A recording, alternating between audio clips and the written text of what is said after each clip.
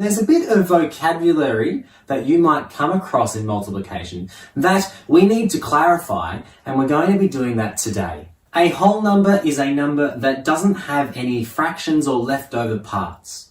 5 is a whole number. 5.5 or 5.5 are not whole numbers. A product is what we get when we multiply two or more numbers together. If I ask you to find the product of 5 and 2, I'm really asking you to find what 5 times 2 is. So 10 is the product of 5 times 2. A factor is a whole number that when multiplied by another whole number equals a particular number. Let's take a particular number, for example 15, and we want to find its factors. Well, if we can find two numbers that when multiplied together make 15, we've found some factors of 15.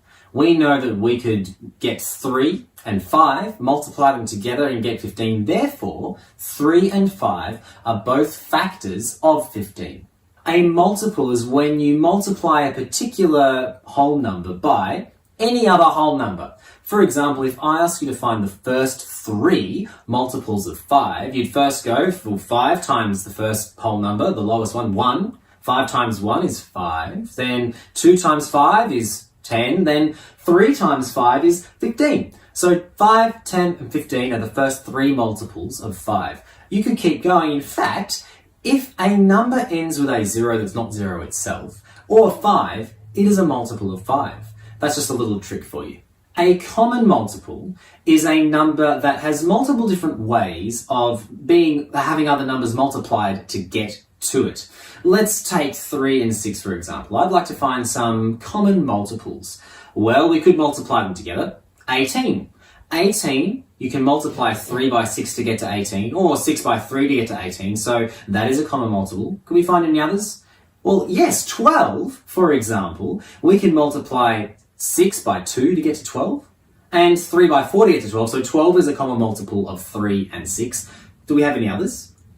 Oh yes, we do. If we take 6, we know that 1 times 6 is 6, so 6 is a multiple of 6. It's also a multiple of 3 because 2 times 3 is 6. So 6 is a common multiple of 3, and actually 6 is the lowest common multiple of 3 and 6. And the lowest common multiple is something you might see, especially when we start looking at fractions, and it's the lowest number, or the smallest number, that we can get when we're looking at two different numbers that we want to multiply by something to get to it. A square number is a number that if we were to represent it as an array or as a grid, it would be a perfect square. For example, 4 is a square number, so is 9, 16, 25. Each of the sides of the array or grid are exactly the same. Sometimes you'll be asked to find a square number, and sometimes you might see a particular number followed by a little 2 in the top right corner. That's asking you to square it or to multiply that number by itself. So that little 2 does not mean to multiply that number by 2, unless of course the number is 2. So let's take 5 squared, for example. I want to go 5 times 5, which is 25. A cubed number is a bit like a squared number, except we're not multiplying the number by itself. We're multiplying it by itself and then again by itself. So let's take 2 cubed, for example. So notice that little 3 in the top corner. That means that we're cubing it. So we're multiplying it by itself and then by itself again. So 2 times 2 times 2. So 2 times 2 is 4, times 2 is 8. So 2 cubed is 8. An even number is any multiple of 2.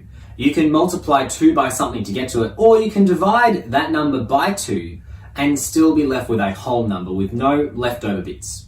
And an odd number, therefore, is any whole number that is not a multiple of 2. These numbers will always have in their units column a 1, 3, 5, 7, or 9.